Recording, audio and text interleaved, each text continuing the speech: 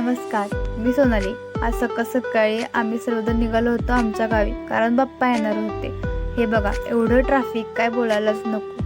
ट्रॅफिकमधून कसं बाहेर पडायचं टेन्शनच, एवढं मोठं ट्रॅफिक होतं. त्यानंतर हळूहळू करत आमची गाडी आम्ही ट्रॅफिकमधून बाहेर काढली. त्यानंतर हे बघा, दोन्ही साईडून रस्ते बंद होते, त्याच्यामुळं गाड्या पलटून पलटून कुठूनही जात होत्या. थोडं पुढं गेलो आणि ट्रॅफिक पूर्णपणे संपलं. तसंच आणि पुढे गेलो तर नागठाणच्या अलीकडे आणि ट्रॅफिक लागलं. ट्रॅफिक होतं आज.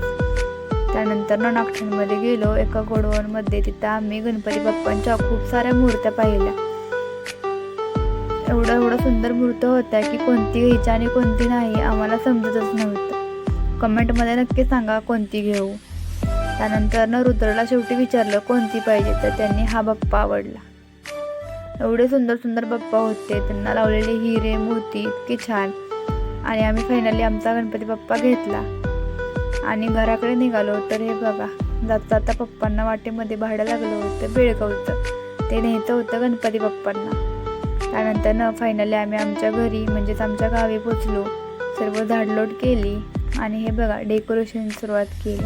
डेकोरेशन पाहिजे असेल तर